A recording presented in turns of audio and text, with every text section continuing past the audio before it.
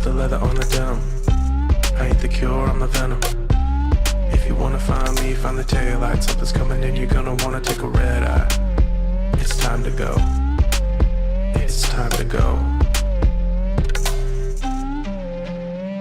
Get ready. Get ready. Get ready. Don't blink, don't blink. Get ready. Get ready. Magandang hapon po sa inyong lahat mga kabansa na sumusubaybay dito sa ating programang Ang Maestro. Ito po ang 22nd episode natin, no? From 101 to 122. And as the slide shows, ang title ng ating episode ngayon ay walang iba kung hindi Kiko Tiu Laurel qualifies, but can he slay the Aggie Mafia? Alam po niyo mga kabansa, Bongbong Marcos Jr. views agriculture not just as a trade commodity and more than a livelihood, no? He says without food, people weaken and die and societies come apart. And it is an existential imperative and a moral one. Tugtong pa niya, food sufficiency must get preferential treatment. However, the president failed miserably when he designated himself as Secretary of Agriculture in a concurrent capacity. He said his presidential powers were needed to address the gnawing pains of the sector, but he neither had the time and competence. Worse, while at it, he displayed no moral ascendancy for the task. I mention ascendancy because, in my honest opinion, he messed up big time by wittingly or unwittingly participating in the technical smuggling of rice, sugar, and onions. He gave prejudicial preference for suppliers who later on were exposed as his campaign contributors. Ito mga kabansa ang ipi-play natin. Please play the video. The Philippines, namely Michael Ma, Lujin Ang,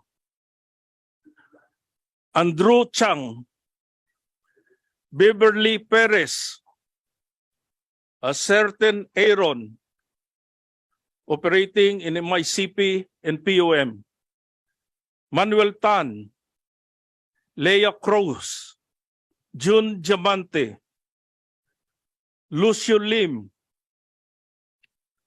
and Jerry Tebes. I would also like to request records from the Bureau of Customs and the Department of Agriculture on the following consignees: Victory GM Enterprises, Takulog International Consumer Goods Trading, Aster Senmed Aggregates, Bineta Consumer Goods Trading, Lalavi Aggregates Trading, Frankie Trading Enterprises, Primex Export-Import Producers, SB Express Logistics Business Solution, Silverpop Dry Goods Trading, Thousand Sunny Enterprises, Buhelas Biol Aggregates Trading, Junison Dry Goods Trading, and Burias Jang Consumer Goods Trading. Finally, Mr. Chairman, I would also like to request records and documents from the Bureau of Customs and SBMA on importer of cigarettes and tobacco, Pision Corporation, whose cigarette products are allegedly flooding Philippine local markets despite being declared for transshipment for Malaysia. In aggravation, none of the 10 names mentioned by Sultan Kudarat and District Representative Horacio Suansing Jr. during a House Committee on Ways and Means hearing last January 23, allegedly involved in large-scale agricultural smuggling in different points of entry in the country, were even considered persons of interest. One of them, Michael Ma, has been verified to be the business partner of the brother of the First Lady, Lisa Araneta Marcos. The sad consequence was high officials of the department were made scapegoats for the president's mistake. They have been suspended from their positions and slapped administrative and criminal cases by the Ombudsman. In fairness, however, the president surprised the whole country when he appointed the erstwhile president of Frabel Fishing Corporation, Francisco Tiu Laurel, as his replacement to lead the department. Let us play the tape. Business tycoon Francisco Tiu Laurel Jr. is the new Secretary of the Department of Agriculture, which was previously headed by President Ferdinand Marcos Jr. During a press conference in Malacanang, Marcos announces that Laurel took his oath of office on Friday morning, November 3. In explaining his appointment of Laurel, Marcos says he has found somebody who understands the problems that the agriculture sector is facing. This time that we have found somebody who understands very well the problems that agriculture is facing. The reason for the timing is that now we are confident, Secretary Kiko and I are confident that we have a fair understanding, a good understanding of what it is that needs to be done. Laurel says he would prioritize modernization in the agriculture sector to help boost production, which would help bring food to Filipino families. Pangunahing adhikain ko ang pagtiyak na sagana ang ating ani at siguraduhin ito ay nakakarating sa hapag ng bawat Pilipino. Layunin ko na tiyakin na may sapat at masustansyang pagkain na mabibili ang ating mga kababayan sa tamang halaga. Malapit sa puso ko ang mga kapatid nating magsasaka at mangingisda dahil personal kong natunghayan ang mga hirap at pangarap nila. Laurel says his office will always be open for everyone, emphasizing that he is willing to listen and work with stakeholders in the agriculture sector. Laurel is the president of the Frabel Fishing Corporation, which focuses on fresh, frozen, and processed seafood. As expected, this did not settle well with the president's critics, as Laurel was said to be an 8-digit contributor to his 2002 presidential campaign. Detractors immediately labeled him a crony. But in a report by Philippines Daily Inquirer, Laurel refuted claims that his appointment was a payback for his significant contribution to the campaign of longtime friend President Ferdinand Marcos Jr. in the elections last year. Definitely, he said, there's no payback. As I said, this is a sacrifice. This is for the country. The new secretary said he had already divested his interest in Fravel Group of Companies, whose diversified business interests include deep-sea fishing, aquaculture, canning, food manufacturing and processing, food importation and trading, cold storage, shipyard operations, wharf development, real estate development, and power generation. I have no more interests in all the companies I used to own.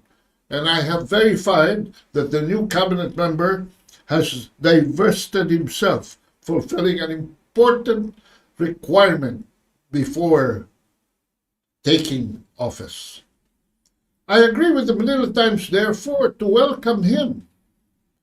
And Times wrote an editorial saying, after holding the job himself for more than a year, Marcos' choice displayed some refreshing out-of-the-box thinking and offers the prospect of real progress in improving the country's sector. When asked about the 20 pesos per kilo rice, he responded, as a no-nonsense businessman, by correcting expectations raised by a campaign promise of the president himself, saying that might not be a practical goal, since it is important to balance affordable prices for consumer with sustainable prices for producers. His first official act is a simple but strategic return to basics, relaunching the Bureau of Agricultural Statistics. Our data now is not that accurate. Without correct data on production, supply and demand, he continued, the DA cannot properly respond to issues such as prices for agricultural commodities. It was during the term of Noynoy Aquino when the specialized function of the BAS were transferred to the Philippine Statistics Authority.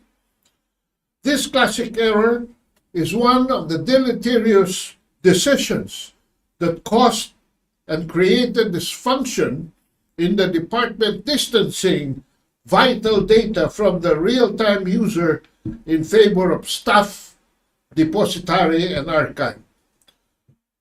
Of course, it caused bureaucratic delay to decision-making in the line department, akin to delaying the flow of oxygen to the human brain.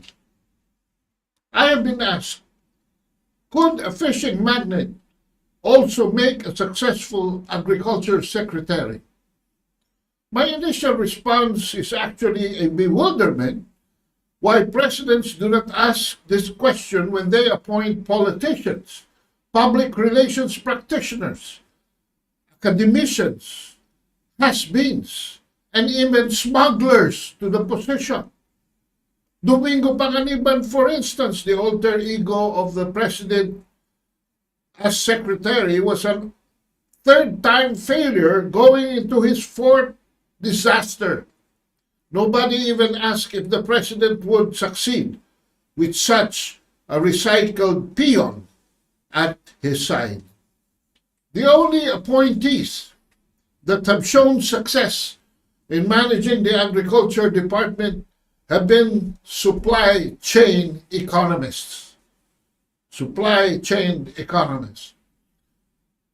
Ferdinand Edwin Marcos Sr.'s first agriculture secretary was his vice president, Fernando Lopez, but in name only.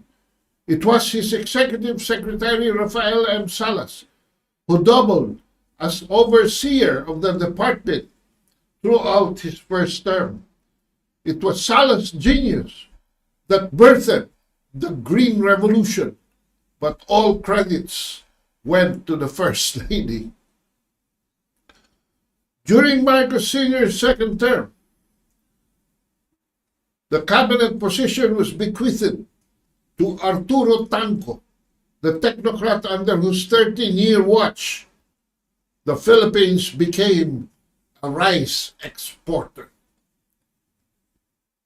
There has been no significant achiever since Tanco until Gloria Macapagal Arroyo appointed entrepreneur and successful fruit producer and exporter Luisito Lorenzo, who learned the ropes from his father, Moro Lorenzo, the famous basketball player who ended up taking over the Del Monte plantation from the Americans which at 28,000 hectares is one of the world's largest pineapple farms in the world. Sito, as he is fondly called, also grew the Lapanday Agricultural Development Corporation, acquired by his father Moro from the Ayala and Aboitiz families in the 1980s and converted onto the Lapanday Group of Companies. Based in the Davao region, Lapanday is one of the top exporters of Cavendish bananas. What is the secret of Luisito Lorenzo? Supply chain economics. This is his template. The common term is farm to market, but it's really more complicated than that. In the food supply chain, the food moves from producer to consumer via the processes of production, processing, distribution, retailing, and consumption. Thus, the food moves from farmer to consumer in a domino-like fashion. At the same time, money that the consumers pay for the food moves to producers in a reverse process, again in a domino-like fashion, from consumer to retailer to distributor to processor to farmer. Ayan po mga kabansa yung chart. No? Yung blue, ang movement ng food, pakanan. At yung red naman, ay movement of money mula sa kanan pabalik sa farmer. Every step of the supply chain requires human and or natural resources. As it progresses from farmer to processor to distributor to retailer to consumer, this has created a lot of jobs and livelihood in the countryside. In addition, both movements of food and money are facilitated by pulls and pushes in the food supply chain. Producers and processors push or supply food and consumers pull on demand, thereby facilitating the dominoes, food to fall, move towards the consumer. Thus, if the consumer pull for food or push for money is weak or absent, the producer's push for food or pull for money will have to be strong in order to keep the food chain moving. Because a food supply chain is like a domino, when one part of the food supply chain is affected, the whole food supply chain is also affected, which is often manifested through spikes in prices. Yan po mga kabansayan, in a very broad sense, yan yung tinatawag na dalo of supply and demand. At as Secretary, Lorenzo relied heavily on the Bureau of Agricultural Statistics and the Bureau of Agricultural Research. And with the vital information from these two subsidiaries, he was able to surgically establish realistic targets and roadmaps for immediate enforcement of given programs and strategies, not just for robust harvest, but sigla at yaman sa kanayunan, enthusiasm for enriching the countryside. Hindi lamang po mga plans and programs that the academicians, the theorists produce, but road maps. As a result, he enabled rice sufficiency for rice at 97%. Importante po ito dahil ito human staple. No? And for corn at 83%. Ito naman po ang animal feed. Excuse me. Substantially reducing imports. His introduction of the Get Excel tilapia and its quick dissemination to 14 regional hatcheries not only boosted inland fishery incomes nationwide, but provided a new poor man's variety replacing galunggong. This variety is able to replicate palm-size food on the table 4 times a year, beating Costa Rica's 3 times a year. At its peak implementation, the price of tilapia went down as low as 35 pesos per kilo in Nueva Ecija, close to the Central Luzon State University, where it was genetically engineered. The low price encouraged businessmen to grow the fish to another quarter. So, imbis na 4 times a year, twice a year, pero ang harvest twice a year, malaki na po. Double, triple the size. At yan yung tinatawag nating plapla that could be filleted and stored in supermarkets for a longer period. Collaborating with the Department of Trade, yung po yung increased production, no? At ito pa, no? He opened new markets for packed sardines, tilapia, bangus, tuna in the United States and Europe. A move that tripled the income of seaports in General Santos, Davao, and Zamboanga. He pushed the Philippine Coconut Authority to maximize the diversification of derivative coconut products. Ayan, mga kabansa. No?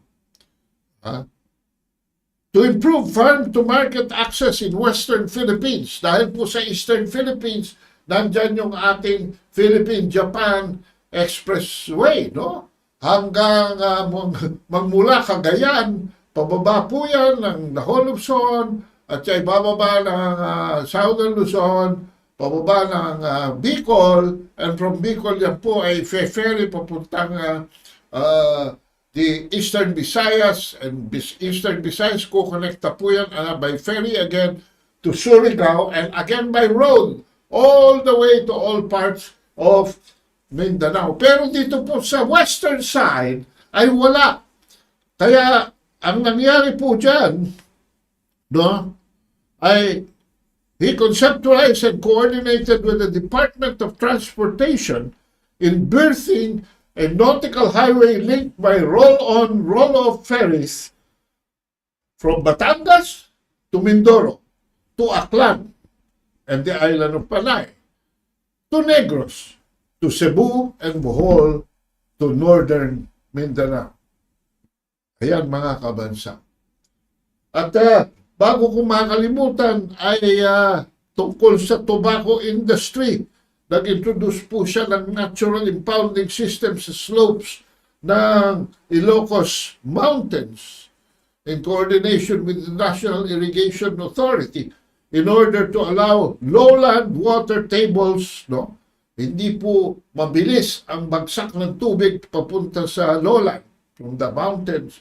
Dahan-dahan, giving a chance for the lowland water tables to replenish their water levels to push back desalination dahil yung pong tubig ng dagat pumapasok na sa water table dahil iga ang mga water tables. So, nangyari, na-delay ang bagsak ng mga tubig galing ulan pababa at slowly na-replenish ang water tables at na-pushback ang salt water pabalik sa dagat.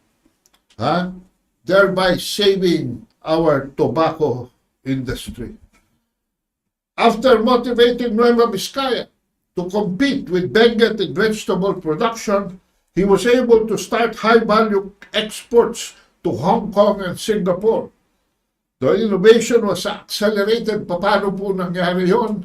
Na-motivate po ang mga Novo Vizcayanos to seek the help of the Ifugaos, mga kabansa, in terracing their mountain slopes, no, for additional arable land with less need for fertilization.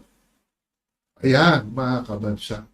And finally, before Lorenzo, our national historical production average was only 2.9%.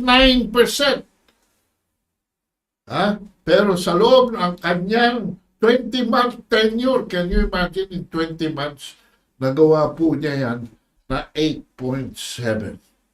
At kung babaybayin ninyo mga kabansa, dito sa bandang kanan ng ating chart, makikita ninyo na sa tema pa lang, sa roadmaps, para paandaring mas mabilis ang production, papapsok sa enhanced harvest and processing towards efficient distribution and accelerated retail. Nagkaroon po ng creation of more than 3 million jobs nationwide in 20 months. Can you imagine that? Dahil nagkaroon ng urgent need for not only employees involved in all this, no? But people starting their own businesses. So nagkaroon po ng human resource development. Thus, all total creating an unprecedented output.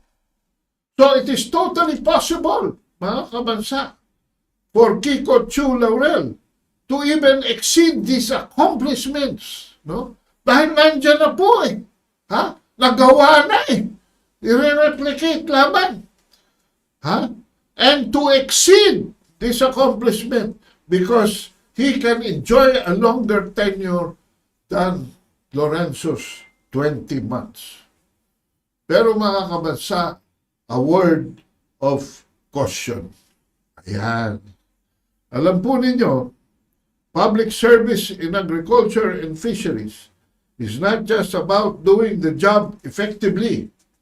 There exists a mafia inside the department.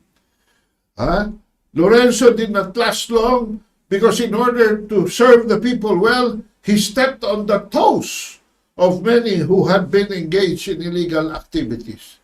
We are all familiar about loan sharks. Pero small time lang po, corruption lang yung mga ganyan. The supply chain is now full of criminal syndicates engaging from fixed bidding, from seeds to fertilizers to pesticides to hoarding and smuggling. They have built their own dark connections inside and outside the department and are protected, mga kabansa, by named lawyers, and law enforcement connections. They operate in both national and local levels. The Manila Times wrote, as to the chronic problems of smuggling and market manipulation by cartels, Laurel said he would form an intelligence group within the DA to combat corruption within the department and contend the smugglers and errant traders. Well, Lorenzo also did so, and he called it the Whistleblowers Bureau. That placed him on top of preempting corruption inside and outside the department that has a connection with agriculture and fisheries products. It was so effective, it exposed an undersecretary of the department involved in the notorious fertilizer scam of 2004 using a very famous, now famous, Janet Lim Napoles. Runner lang yan nung undersecretary noon for his shady deals. The whistleblowers also made record apprehensions of smuggled goods at the Bureau of Customs in transit to their clandestine warehouses. Container vans had luxury cars, cell phones, high-end appliances, even expensive eggs of prize-fighting cocks. Isang itlog po worth 6 to 10,000 pesos na nakastash between crates of onions, carrots, chicken leg quarters and pork, even sacks of rice. It also unraveled a great amount of budget intended for regional distribution being pilfered, mga kabansa, at the level of the regional directors. Syndicates were also discovered to limit groups that have already colluded on pricing even before the bidding process. Na may aregluhan na, kung 4 sila, 5 sila. Alam na nila, ngayon, ikaw naman mananalo, next time ako. Tapos, pag nanalo siya, yung supply, hahatiin din among themselves. The Aggie Mafia found patrons in Malacanang. And Lorenzo had to move over to the chairmanship of the Land Bank of the Philippines, which explains why he only stayed in the Aggie department for 20 months. Curiously, his replacement was the husband of the owner of a supermarket chain linked with smuggling of agriculture and livestock products. Nakakalungkot, mga kabansa. But that is how endemic the corruption is in this department. Huh? So after eating threats for breakfast, lunch, and dinner for some time, Lorenzo settled abroad for some years while the mafia used our corrupt justice system to silence him, to file some 20 nuisance cases against him that have all been eventually dismissed by the courts, mostly for lack of evidence. Mga 2003, 2004 po yan. So in a period of 20 years, ayan. One of these cases ay na-dismiss ng Sandigan Bayan nito lamang October 2022. Alam niyo bakit? And almost all of the cases were so for inordinate delay by the prosecution in the preliminary investigation for a case that allegedly occurred 20 years ago. Tinaniman lang po, mga kabansa. Well, his chief whistleblower was not lucky. On March 24, 2005, barely 9 months after Lorenzo moved out of DA, Marlene Garcia Esperat was having dinner with her 2 sons when an assassin forced his way to enter her home, walked into her dining room, greeting her, pulled down a .45 caliber pistol and shot her in the head in front of her family. She died on the scene. The gunman and his accomplices are now serving life sentences in jail. But their handlers and the true masterminds remain scot-free. Ayan, mga kabansa. No? Ay, alam po ninyo, bakit ang dami kong alam dito? Maitatanong ninyo. Alam po ninyo, nandito ba yung explanation? O nandito nga sa next slide. Why do I know a lot about this story? Ang inyo pong lingkod was Secretary Lorenzo's chief consultant, no, during his term. Together with many patriotic officers and employees of the department, we burned the midnight oil to serve our country. Napagdaanan ko rin po lahat yan.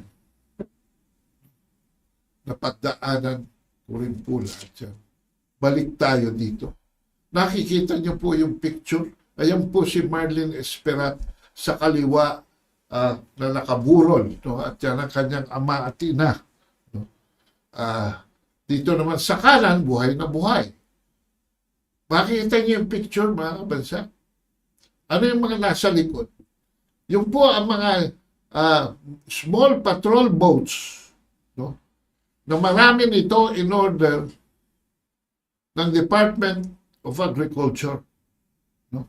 For fisheries patrol, yung mga nanguhuli po, nagre-regulate, naglo-law enforcement laban sa mga dynamite fishing, at saka mga illegal fishing, at saka pinoproteksyonan nila yung mga municipal waters, mga kabansa, no? Na huwag pasukin ng mga deep sea fishing boats.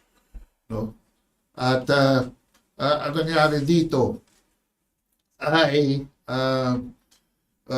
yung approved design was really a design of with a Caterpillar engine.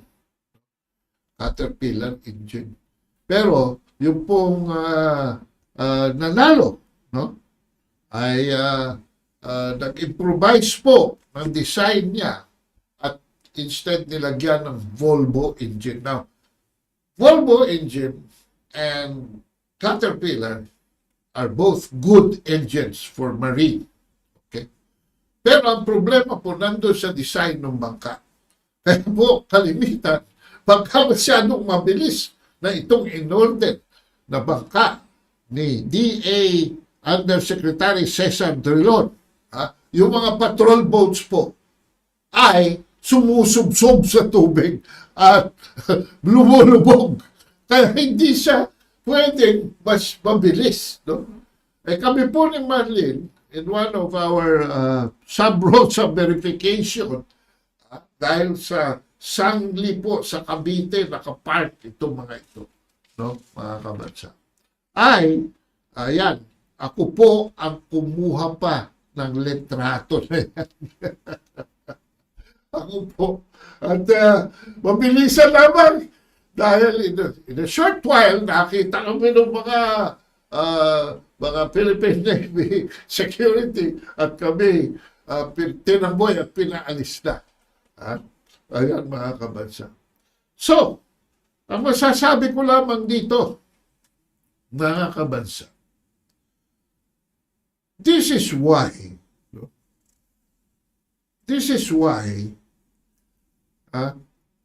I reserve any judgment on Kiko Tiu Laurel's appointment to be the Secretary of Agriculture. Kung ayaw niyong maniwala, pakinggan ninyo itong video na ito.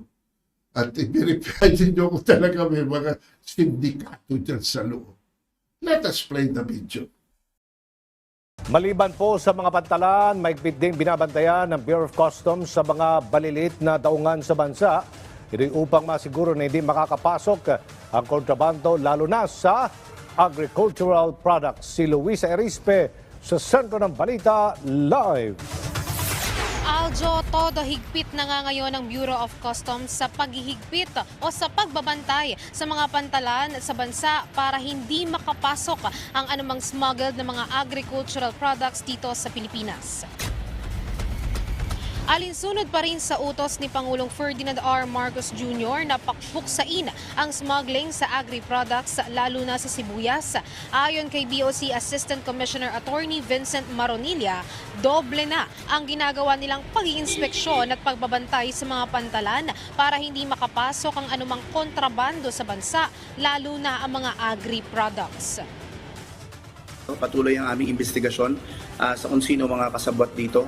May mga nakapangalan sa mga import documents, ngunit hindi kami tumitigil doon. Inaalam namin kung may iba pang mga involved at kung meron man involved sa aming mga tauhan. O yan po, verify na, no? At yan, kaibigan natin yan si Mr. Marunilla. Siya na mismo ang tumitistigo. Let's go to the second cut. Ang karaniwan naman anyang nabibisto na modus, misdeclared ang mga items pagdating sa Pilipinas. Meron ding nagtatago ng mga sibuyas at dinadala sa mga cold storage facilities na walang permit para kontrolin ang presyo sa merkado. May iba rin namang idinaraan pa ang smuggled products sa mga maliliit na daungan, katuwang ng BOC sa mas pinahigpit na kampanya, ang Philippine Navy at Philippine Coast Guard. Nakita niyo po yun, yung lalagyan ng sibuyas. Nakita niyo may butas doon sa gitna, mga kabansa. Diyan po nilalagay yung mga high value. Baka nga ginto, minsan maglalagay pa sila dyan. Aba, sabi ko nga kanina, kung minsan Mercedes-Benz po, mga mamahaling kotse, mga race cars, nilalagay nila dyan sa gitna. So hindi lamang po sila nag-i-smuggle ng mga agricultural products. Mga high-value luxury items po, sinisiksik nila dyan. Let us play the last video. Iwala rin ang opisyal ng BOC na posibleng maraming galamay ang mga sindikatong nasa likod ng smuggling sa bansa. Para naman mapabilis ang pagsasampa ng kasong economic sabotage, ay nakikipagtulungan na rin ang BOC sa Department of Justice sa pamamagitan ng mga ebidensyang kanilang nakalap. hindi siguro kayang kopahin ng isang grupo lang. Pero kung may mga sindikato, malamang may mga tinitingnan kaming ganyang anggulo. At nakikipag-cooperate kami with the Department of Justice, the National Bureau of Investigation, even the Philippine National Police, no, para tumbukin mga gantong personalidad. No?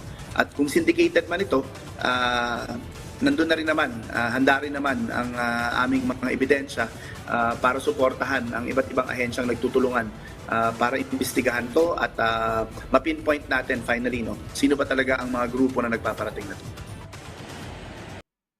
Kaya po dinagdag natin sa pamagat. Wala pong kaduda-duda. Alam po ni Kiko Tiu Laurel ang farm to market or supply chain economics. Yung pong structure ng kanilang kumpanya already has this basics. No? Pero bakit natin nilagyan ng but can he slay the Aggie Mafia?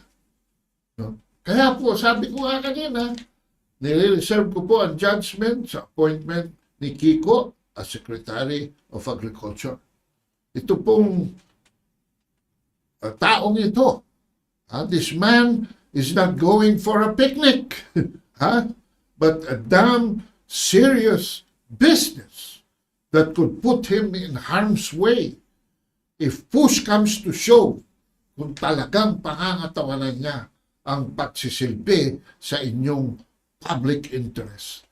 Kaya para sa akin, ang pag-accept pa lang niya ng assignment far from the luxurious comforts of his home and the perks of his successful businesses is already a selfless sacrifice and an act of heroism.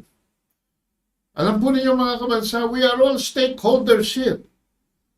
Kaya ipagdasal natin na siya ay mag-succeed.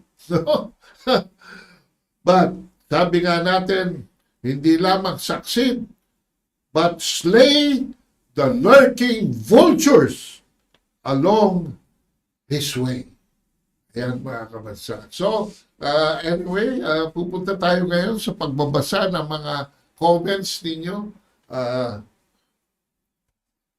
Tingnan natin. Nixon Hitchhiker. He is one of the mafia. Okay. We have our reservations on that. Orly Dakuyanan, magandang umaga po Uy, you're on the other side of the globe. Cecilia Apolis, watching from Italy. Good morning po. Jaime Gonzalez, pangako na naman. Lahat ay pangako, hindi makagamot ng gutom. No? So let's hope, Jimmy, that this time ay tumama na tayo sa swerte kay Kiko. Osman Mohammed Zim, present. Verdan Tech Jok Volante case was dismissed. Mahal ang parking fee ng mga kaso sa Sandigang Bayan. Actually po, ang katotohanan niya ay na-dismiss lamang po yan sa prosecutor's level. Prosecutor's level. Maaari pa pong ibalik yan kung talagang mayroong pruweba. No? Pero mahaba na pong proseso yan. Yung Michael Ma, na kilalang agri-smuggler, ay na-appoint pa bilang special envoy to China. Well, yan ang nga po sinasabi natin, parang merong counting difficulty ating Pangulo sa vetting ng kanyang mga appointees. Rain and Winter, good afternoon, Sir Ano. Benderio Candido Joselito, magandang araw po Kado, mabuhay po sa inyo. Watching from Danam Kingdom of Saudi Arabia. Maylin ko, gandang hapon Kaado.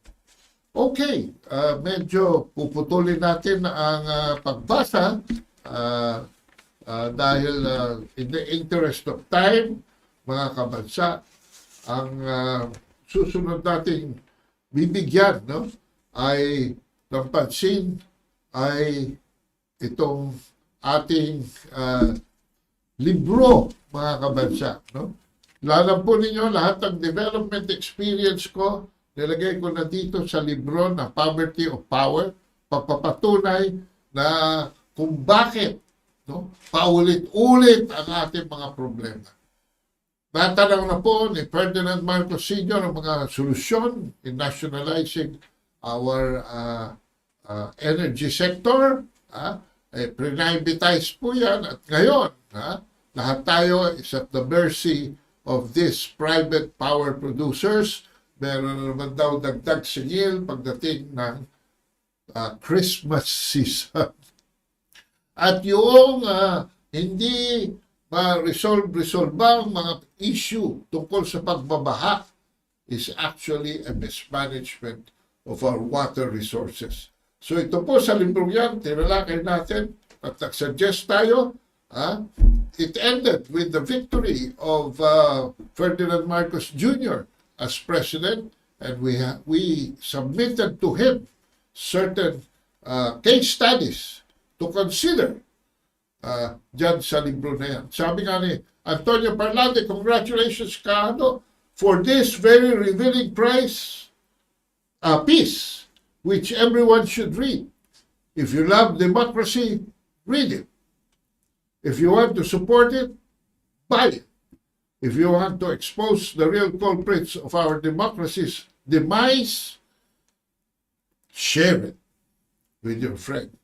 At yan po ay pwede nyong mapasa inyo by texting 0917-336-4366. Ulitin ko po, 0917-336-4366 para po sa mga inquiries at orders tungkol dito sa the power of poverty. So ayan mga kabansa, tinalakay natin ngayong araw nito ang topic, Kiko Tiu Laurel qualifies, but can he slay the Aggie Mafia? Ang pagpapaalam ko po sa inyo ay isang sinulat ng ating pambansang bayani, si Jose Rizal. Sabi niya sa El Filibusterismo, kapag may mga uban na po ako tulad sa inyo, at ginugunita ang nakaraan at makita kong gumawa ako alang-alang sa sarili lamang. Hindi ginhawa ang mga gawat na nararapat gawin ukol sa bayang nagbigay sa akin ng lahat. Ukol sa mga mamamayang tumutulong sa aking mabuhay. Kapag nagkagayon po, magiging tinik sa akin ang bawat ubat at sa halip na ikaluwalhati ko'y dapat kong ikahiyan. Let us wish Kiko Tiu Laurel all the best so that we can share in his successes. Importante po, especially sa ating mga hinaharap ngayon sa agrikultura, na magkaroon tayo ng isang tunay na problem solver in our midst. Nandiyan po ang qualifications ni Kiko, nandiyan ang kanyang eksperyensya, at mukhang matapang naman ito si Kiko.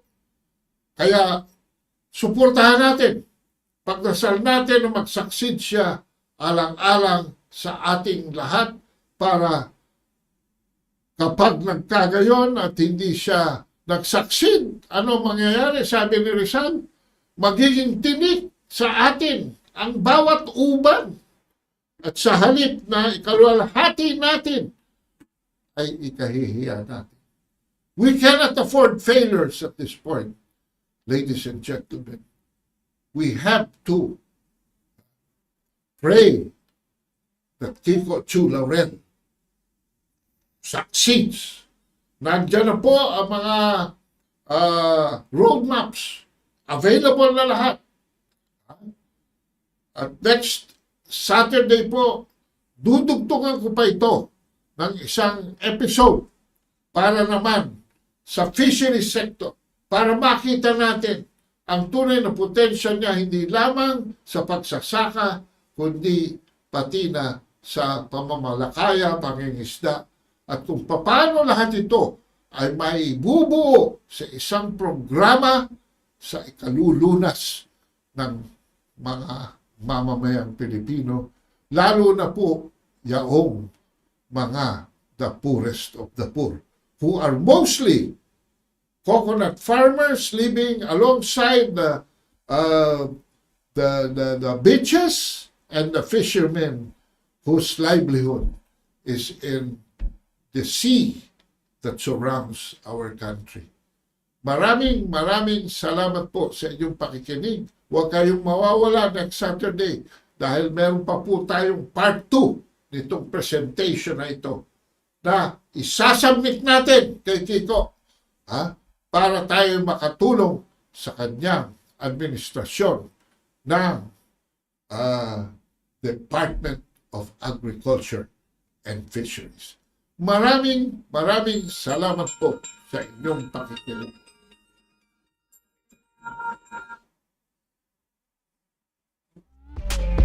It's time to go.